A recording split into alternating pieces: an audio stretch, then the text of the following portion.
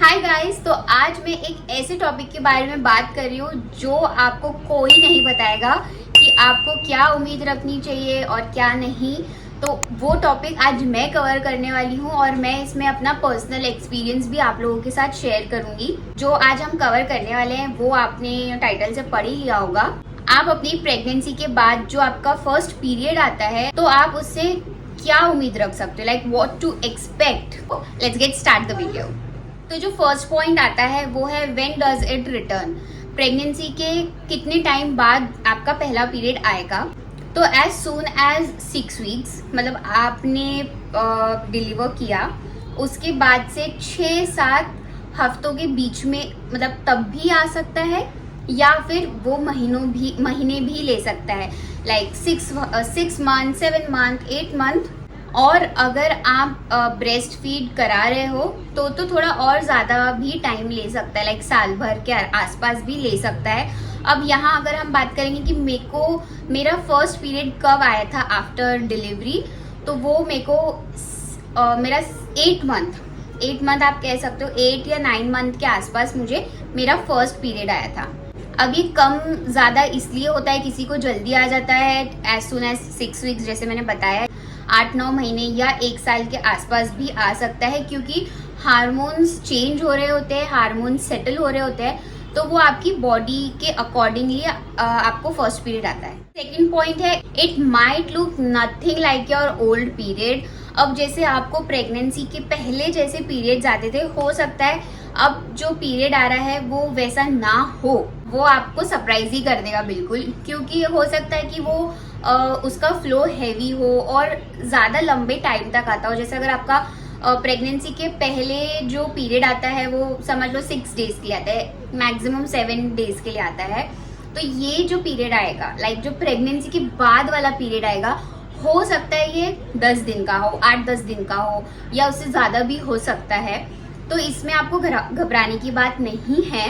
तो ये लंबा भी हो सकता है और थोड़ा हैवी भी हो सकता है, लाइक ब्लीडिंग थोड़ी हैवी भी हो सकती है, और प्लस क्रैम्प्स भी आ सकते हैं। जो आपको प्रेगनेंसी के पहले हल्के फुल्के क्रैम्प्स आते होंगे या नहीं आते होंगे, तो अब आपको जब आपका पहला पीरियड आएगा तो हो सकता है कि आपको क्रैम्प आए, और यूजुअली इसका उल्टा भी हो सकता है, लाइक लॉन्गर पीरियड्स ना हो, हैवी फ्लो ना हो, क्रैम्प्स भी ना हो, एकदम स्मूथली आपका पीरियड निकल जाए।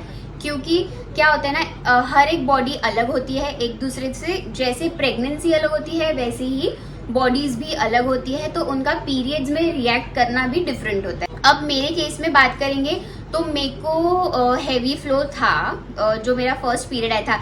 जो नॉर्मली फर्स्ट पीरियड आता है ना, उससे थोड़ा हैवी था।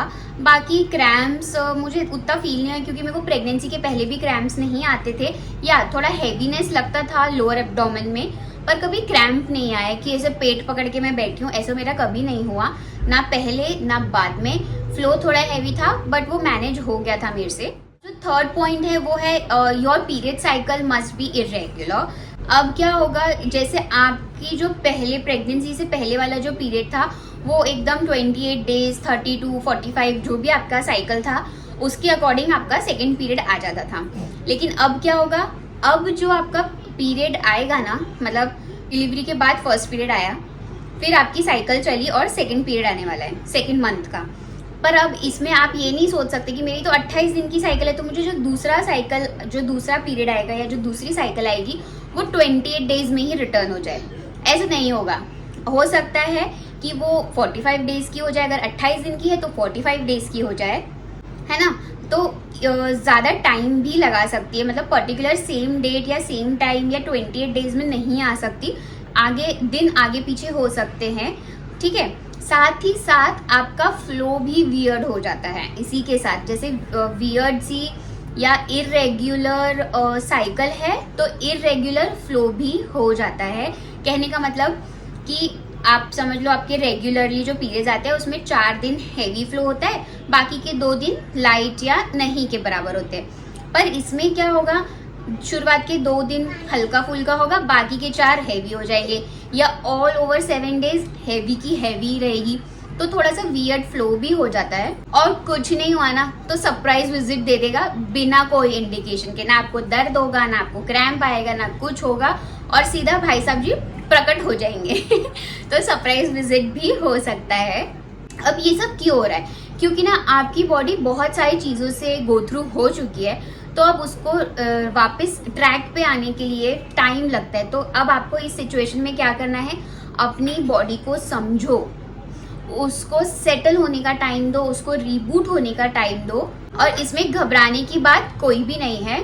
थोड़ा सा समझदारी से, थोड़ा सा कामनेस से अपनी बॉडी को भी टाइम दो, सब कुछ अच्छा हो जाएगा। फोर्थ पॉइंट आता है ना, ओ भाई साहब ये इतना इंटरेस्टिंग है that you can still get pregnant. Yes, आप अगर आपको पीरियड्स नहीं आ रहे हैं ना तो आप फिर भी प्रेग्नेंट हो सकते हो। यस माई गर्लीज, आई नो कि आप सरप्राइज हो, बट ऐसा होता है। अब आप है ना इसको थोड़ा समझने की कोशिश करो। जैसे अब आपका पहला पीरियड आने वाला है, लेकिन उसके पहले ही आपका ओव्यूलेशन चालू हो गया है। ऐसे मैंने बहुत सारे केसेस देखे हैं। इवन मेरी डॉक्टर ने भी मुझे ये चीज़ बताई थी कि उनको ऐसा लगता है कि अब 4-5 महीने तो मेरे पीरियड्स आए नहीं, तो मेरा ओव्यूलेशन हो नहीं रहा होगा, तो वो फिजिकल रिलेशन बना लिया और उनको पता भी नहीं चला, वो प्रेग्नेंट हो गया। वो डॉक्टर के पास एक क्वेश्चन मार्क से आते हैं कि ऐसे कैसे हो सकता है, तो मेरे को मेरा पीरियड आया नहीं था तो मैं प्रेग्नेंट कैसे हो सकती हूँ? क्योंकि एक बेसिक कॉन्सेप्ट रहता है कि अगर आपका पीरियड मिस हुआ तो आप प्रेग्नेंट हो। तो गर्ल्स, ऐसा ज़रूरी नहीं है कि आपका पीरियड नहीं आया है तो आप प्रेग्नेंट नहीं हो सकते हो। आपका ओव्यूलेशन चालू रहता है, वो अपनी चीज़ें मेंटेन करे, तो आप बिल्कुल इस गलत फहमी में मत रहना। ओके, अब आपका फर्स्ट पीरियड तो वियर्ड होगा ही और होता ही है, तो इसमें आपको टेंशन लेने की बिल्कुल ज़रूरत नहीं है। अपनी मम्मी से बात करो, मम्मी से नहीं बात कर सकते अगर आपके घर में वैसा माहौल नहीं है तो आपकी बड़ी सिस्टर है उससे बात करो, अपने डॉक्टर से बात करो।